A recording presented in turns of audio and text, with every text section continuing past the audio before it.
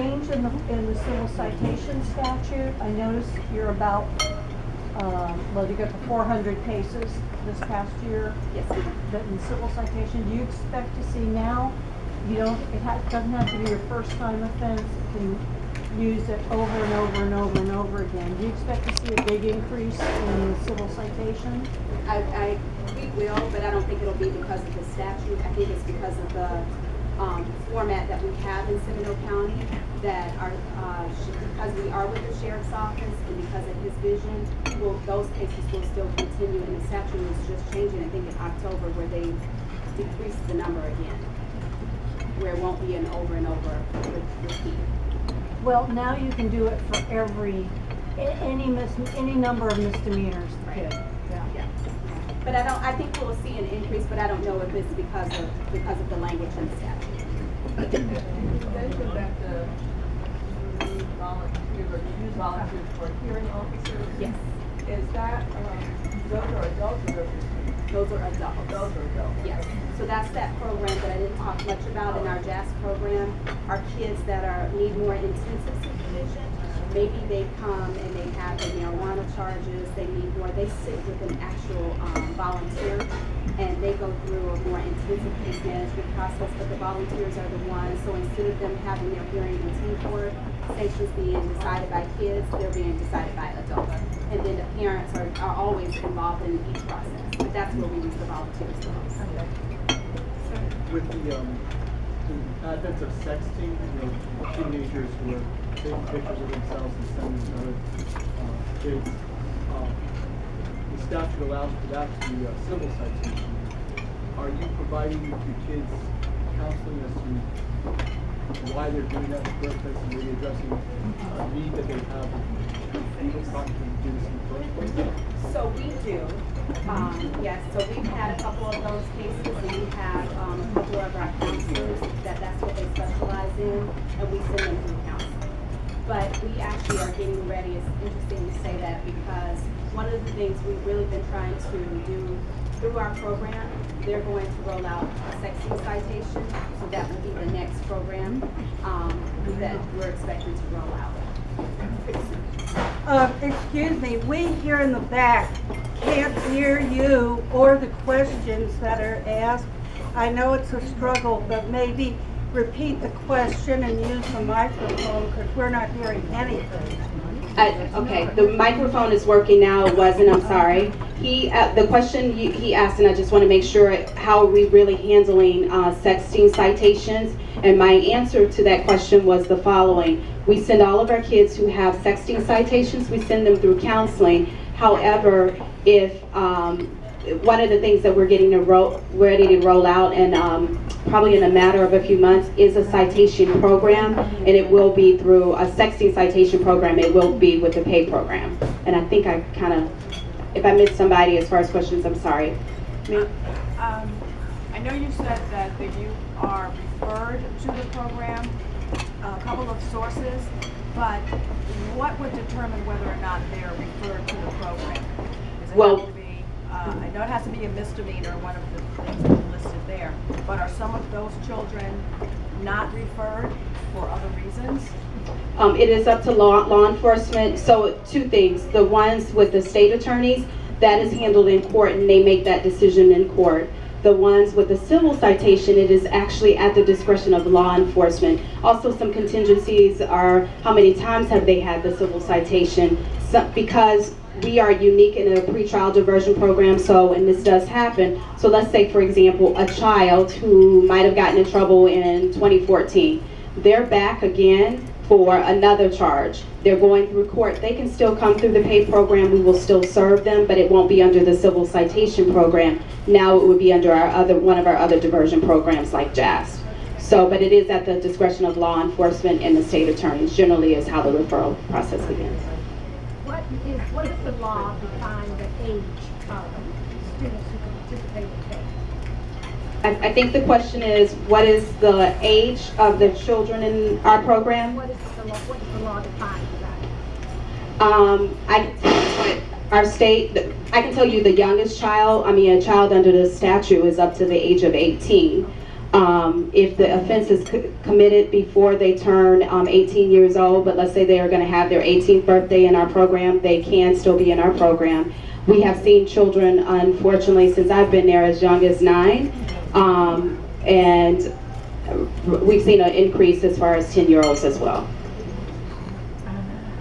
But we're really are doing our best to serve, because we do know research shows that the younger a child gets in trouble, then certainly that then sets a precedent of how things are to go.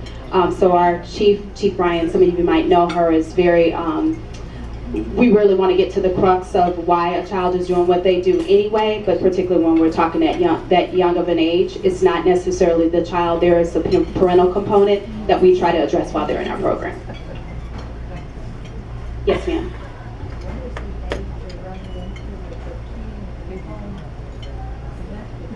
Okay, so the question is, what is the age that we're running into for the teen and domestic violence?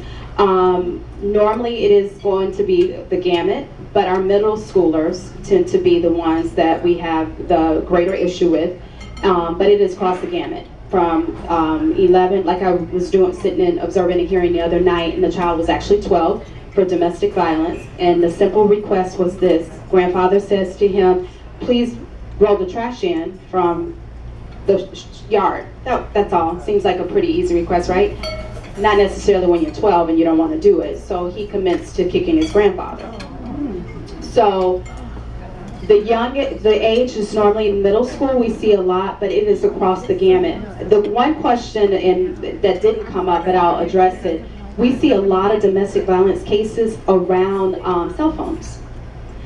Around cell phones. That is probably the #1 reason we have a child in our program, is for anything that has to do with internet, Wi-Fi, cell phones, gaming. That is their lifeline. And you think about, a lot of us have our life on our phone, so did our kids. And so when you take that away, you're taking away their social life. When I was a kid, you might go outside and play, but remember, they connect through social media. So you take that away, you take away a lot of social connections. And that is the #1 reason we see cases increasing when it comes to domestic violence. I think did I have anybody over there? Okay.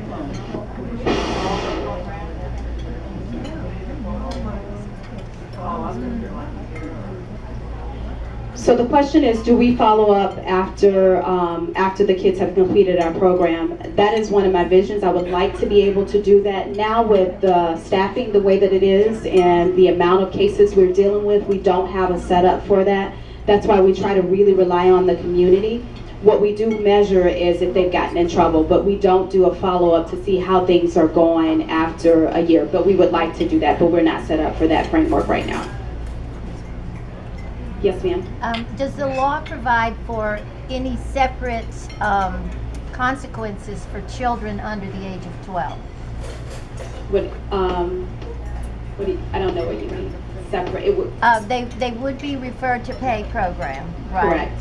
Is there a different set of rules for the younger ones than there is for the teenagers? Okay, so the question is, are there different set of rules under the law for the kids that are younger, elementary school age kids? Okay, so that is a no. The law is the law, and if they break it, then here's what happens. What we do is we modify, because I believe we have to start where the child is. So even some of our older kids can't attend a lot of our classes because maybe there's a learning situation. So I'm very sensitive to that. And so staff knows we don't mix our 10-year-olds with our 17-year-olds in our classes. So we modify, we do more one-on-one with our younger children as opposed to putting them in a class with other kids, because they are impressionable and we don't want to repeat. So we really try to separate them out in a sense of, yes, we still hold them accountable because that's important, but how do we do that in a way that's sensitive to their age and their development? Because sometimes we might have a child who is older, but they have autism. So you have to, so we take all of those things into consideration. We do have like a youth law class that educates our younger kids on the law, the basis of the law. It looks a little bit differently than our older kids. So the law is still the law, but when they come to us, we do try to modify a plan that works for them based on their needs and their age. Is that? You mentioned one of the things that you need is the community, Yes, ma'am. and I'm wondering what you have done or what we can do in terms of we live in a violent world.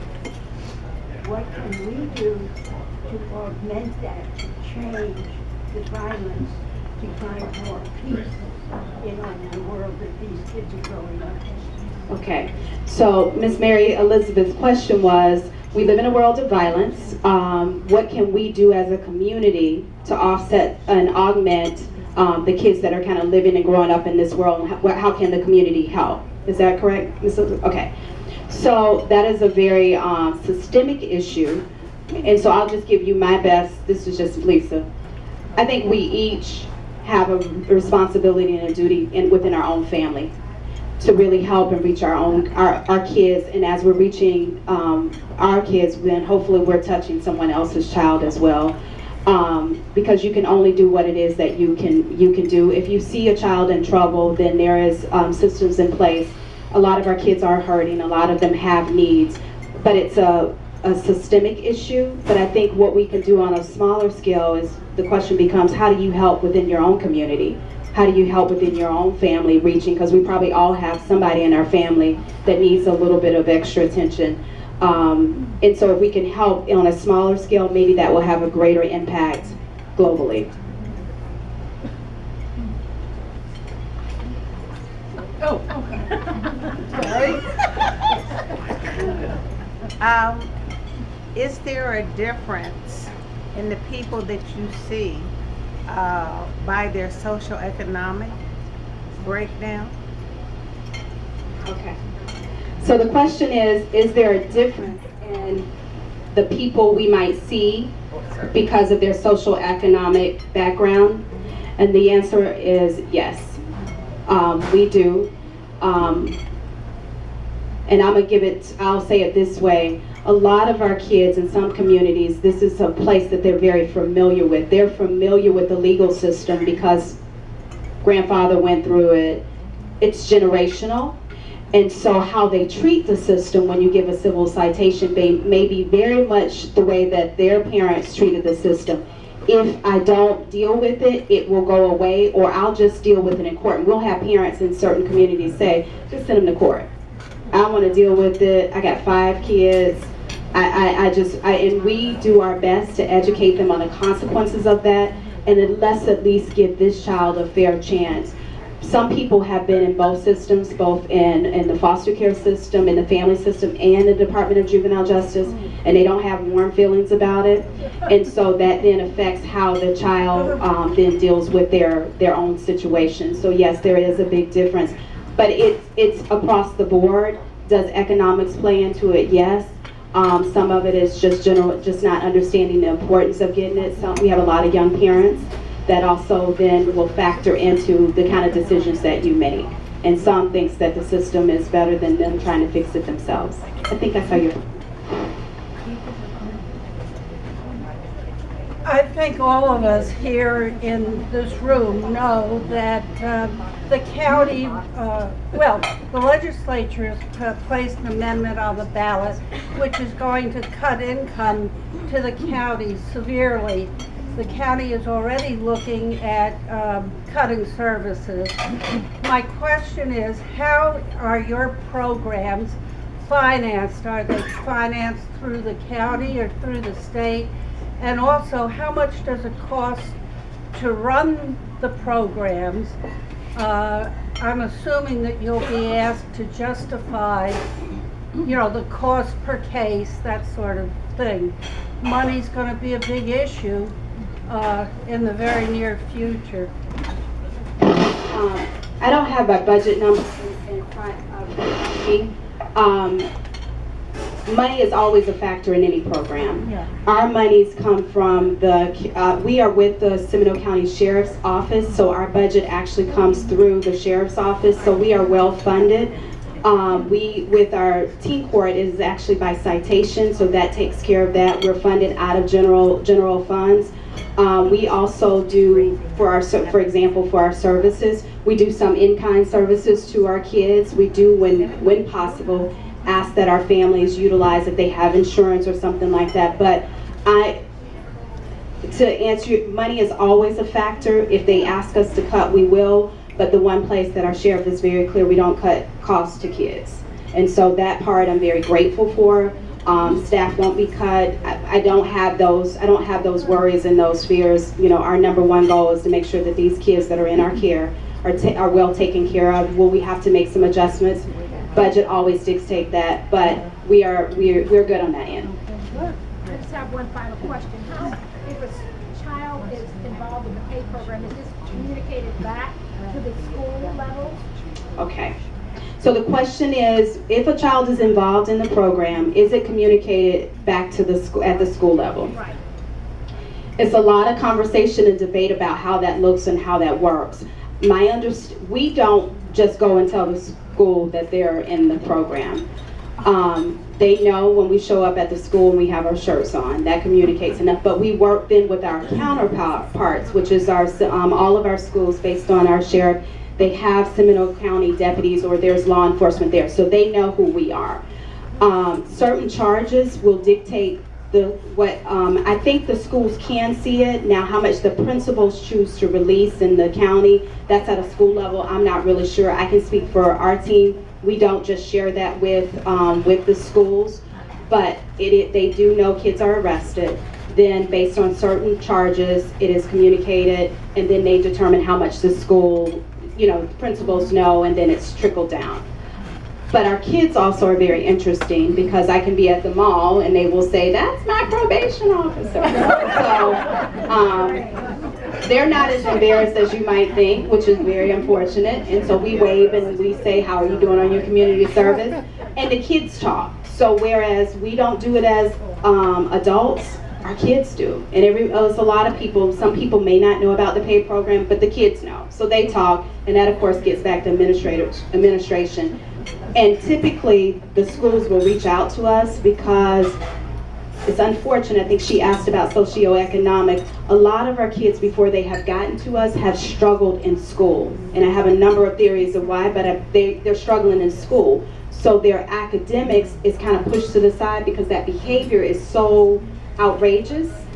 And the schools then know, once they get a hold to those kids and they're in a pay program, they're calling us. And so because of, all of the things that have been going on. Okay, I have a question in reference to children with disabilities. I heard you mention autism. Yes, ma'am. How do you handle children that are in the maybe IEP program and they're break the zero tolerance or whatever it is in school? Do you have special, someone trained specially to handle these children? Right. What is that program? I didn't hear anything about that. Because we don't treat them, I think I said earlier, we modify their sanctions to meet their needs. So what that means is when a child comes in and their IQ is 53, we just had one, we work with different community organizations to get them the help that they need. So if it's medication, like we could use a psychologist that we could refer kids to. He didn't need law enforcement involvement, but he did because it was continuing to be an escalation in domestic violence and somebody was going to get hurt in that situation. So we worked with community-based partners where he could go into a residential program, and so we have a good relationship with our state attorney's office, so I can call her and say, here's the situation, and we try to get them what we would call wraparound services, for lack of a better word, to address the charge.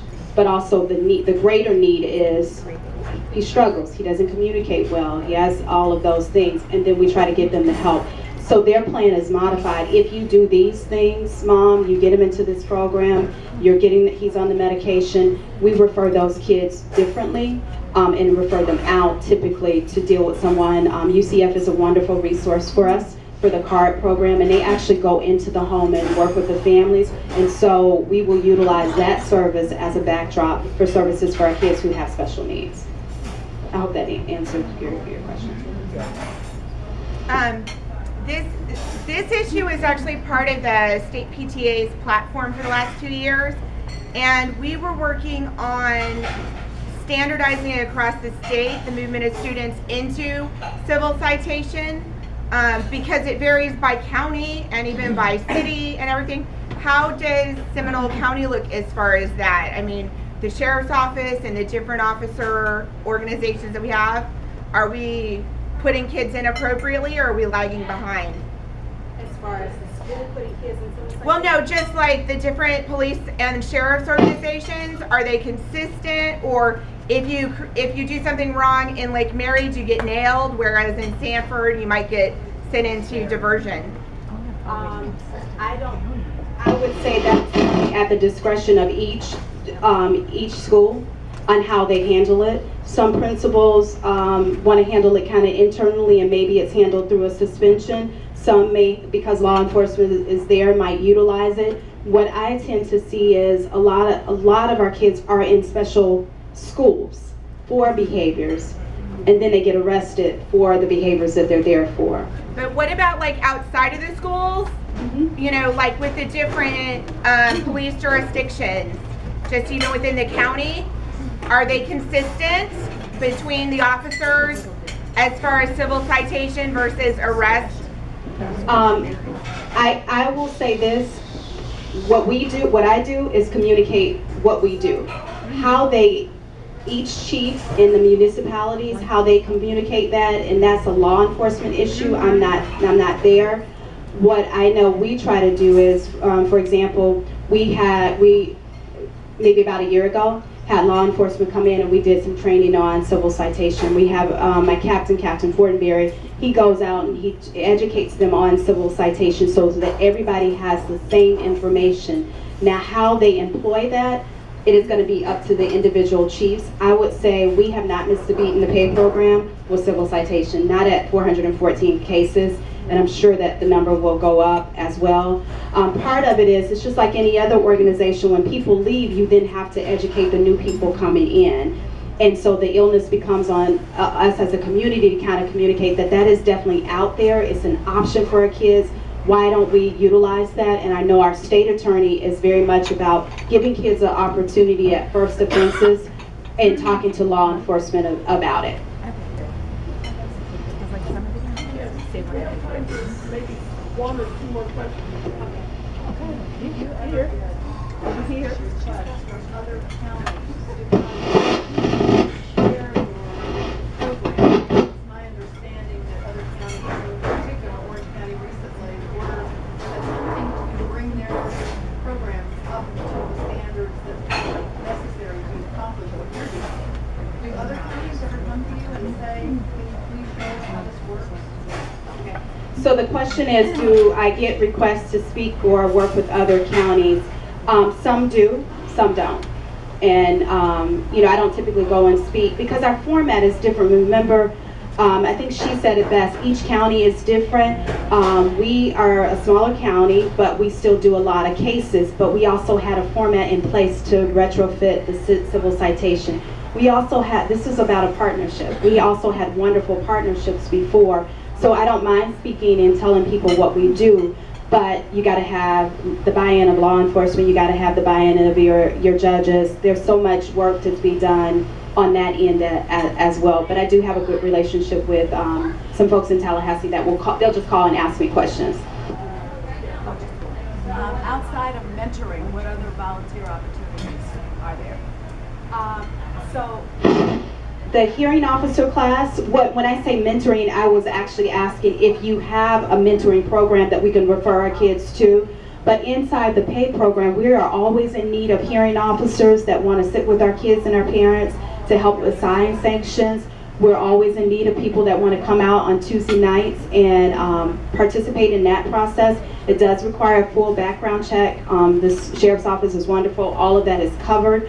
We do the training once a year, so I just finished up the training class, but it's 8 weeks. But that's typically what we need, and we always need people for nonprofit organizations that don't mind letting our kids come, because our kids, think about it, a lot of them don't have work skills, and this is a wonderful way to get that. And I'll say this because I know this is the last question. I had a lady approach me, one of the supervisors in our program. She now is allowing some of our kids, she's hiring some of our kids to go out and work, like 17 and 18. It's yard work. A lot of our kids don't want to do yard work. But it's a wonderful thing when we talk about like our kids who have special needs. They need somebody that can kind of hold their hand through the process, if it's mentoring or if it's jobs. So because they're with us 90 days. It sounds like a long time, but it is a short window, and we don't want the one offense that they have to affect the rest of their life. But if we can refer these kids back to the community where people can help them with employment and skills, even if you don't volunteer with us, but you just open your heart and say, I can help with that, we would appreciate it. And thank you guys for